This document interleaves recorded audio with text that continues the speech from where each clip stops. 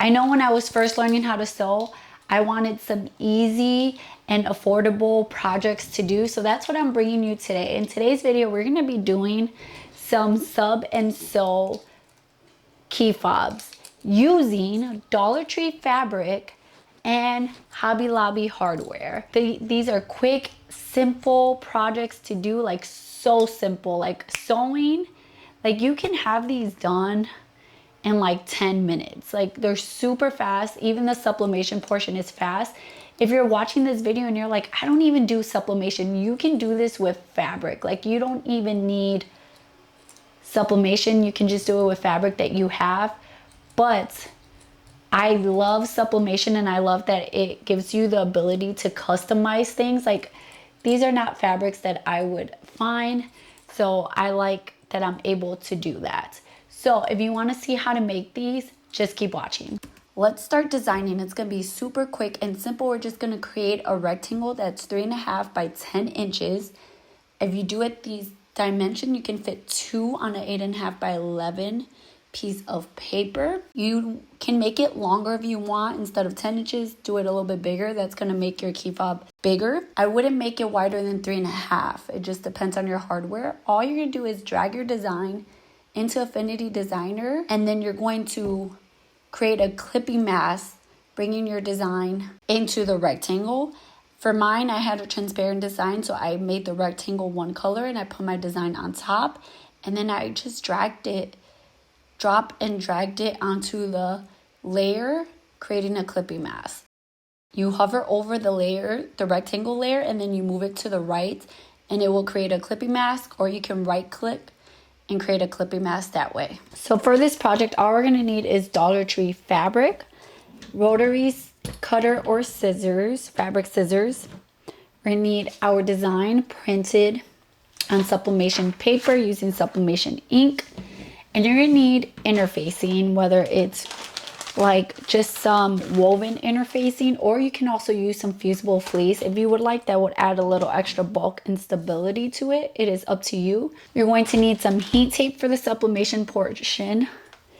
You need some pins or clips. I like to use clips, but you can also use some pins if you would like. You're going to need some key fob hardware. This is from Hobby Lobby. It's $2.99, super inexpensive. And in order to press these, you can have a key fob plier, or you can just use some regular pliers, and then I'll show you how, but we're gonna use some fabric to protect this so that this doesn't create a crease on here.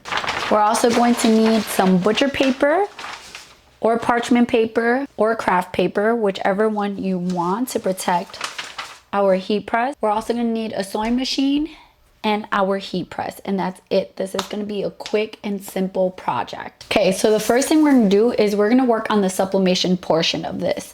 So we're gonna start off by getting our sublimation design and our fabric, and we're going to open it up. With this fabric, you can probably make, let's see, 1, 2, 3, 4, maybe about 6 or more of them. We're gonna take our fabric and we're going to get a lint roller, and we're going to lint roll wherever we're gonna sublimate on.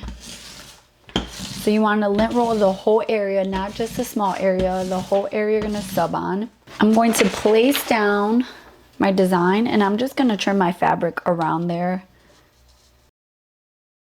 And then once I have trimmed it, I'm just gonna take some heat tape and tape this down. So once we have taped it down, we're gonna take it over to our heat press to sublimate it. We're going to place some butcher paper on our heat press mat. We have our heat press set to 385 degrees. We're going to get our fabric, make sure the sublimation paper is, the logo of it is facing up.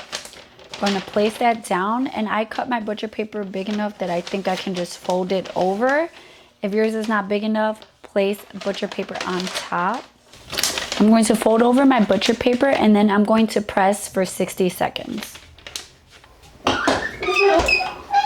Then we're going to open our heat press, and we're going to take off the butcher paper.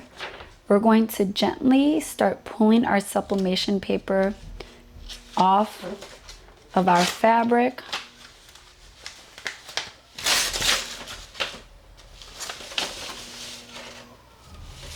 Look how vibrant those colors are. This is how much ink release I had. The sublimation paper and everything I'm using is in the description down below, but look how vibrant those colors are.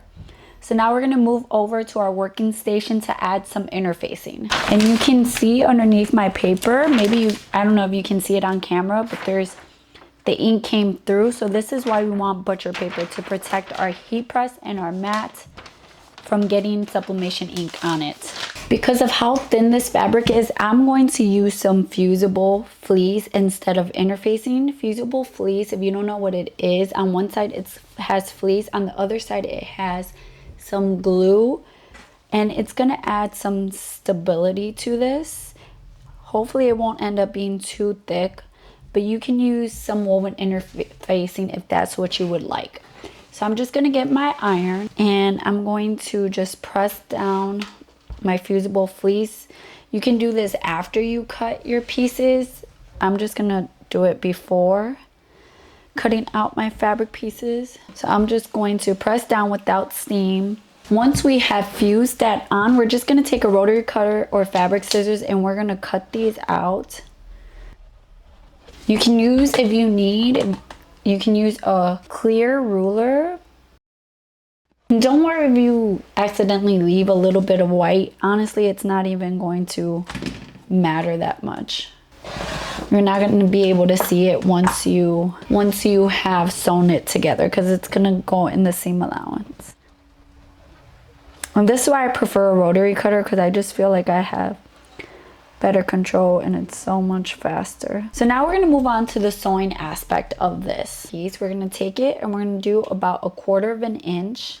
We're going to fold one side 1/4 of an inch and take our iron and press that. Then we're going to take the other side and we're going to do about 1/2 inch. And we're going to press that down, and then we're going to take our edges and we're going to line those up together. And then we're going to pin or clip all the way across, just like that. And then we're going to take this over to our sewing machine and we're going to sew along the edge, top stitching it. We're going to take it 1/4 of an inch and we're going to press that down. And I'm just eyeballing my 1/4 of an inch. And then we're going to fold it over about 1/2 inch. And we're going to press that down. And then we're just going to take our edges and we're going to line those up. We're going to take our folded edges and line those up.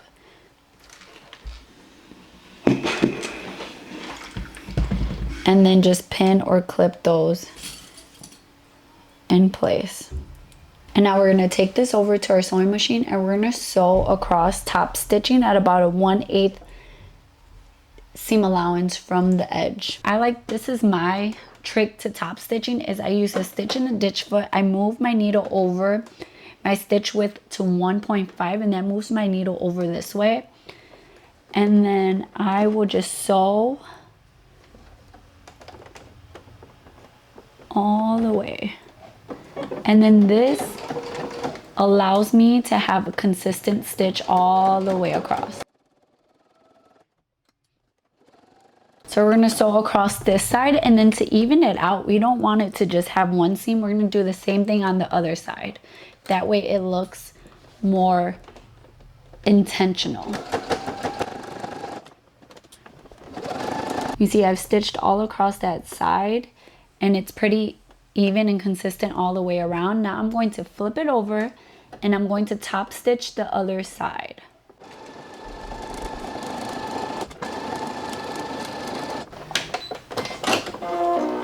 And I'm doing this with white thread because that's what is in my sewing machine, but you can use corresponding thread, like yellow. Since this is yellow, I could use yellow or blue to really make it stand out. You can use a pop of color, whatever you would like. Now we're on to the final steps here. We're going to be adding our key fob hardware, and this is going to be fairly simple. I'm just going to take a piece of batting or some sort of thicker fabric to protect it, since I don't have a key fob tool. So we're going to start by trimming off any threads that we have. And I really like to use some embroidery scissors for this because you can get really close without cutting your fabric, which I really enjoy. So trim all your threads. And then you want to line up those short raw edges. You can take this over to your sewing machine and just sew a stitch, a straight stitch all the way across, just to baste it in place. And that's just going to help it not budge. Then you're going to take your key fob, you're going to place it on here, and you're going to line up your edges there. You're going to get your cloth and you're going to place that. You can focus on one side first. And make sure that your fabric is touching the edge, like all the way, it has to be all the way at top. And then we're gonna press down as hard as until it fully closes. And then we're gonna repeat for the other side. Grab our fabric, grab our pliers. Now the only thing left to do is to put the keychain part on it. And that's super simple, most people know how to do that. And then you have a key fob. You're all done.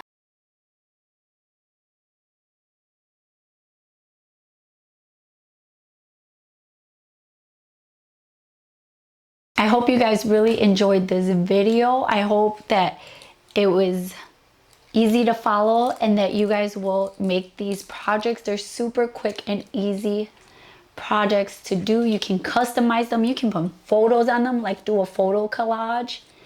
You can really make them your own and make them whatever you want them to be. I also wanted to say, if you're doing fusible fleece and you didn't want to pun fusible fleece for the whole thing, you can just cut a small slip that will equal that middle portion of the key fob, and so that it's not as bulky. But I kind of like how bulky it is, but you may not.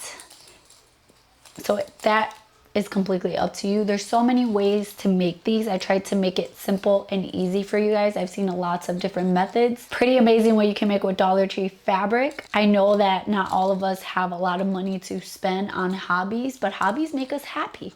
So I hope this was a quick, easy, and affordable project for you, especially if you're a beginner. And yeah, I love you guys. Thank you so much for watching this video. Thank you for supporting my channel.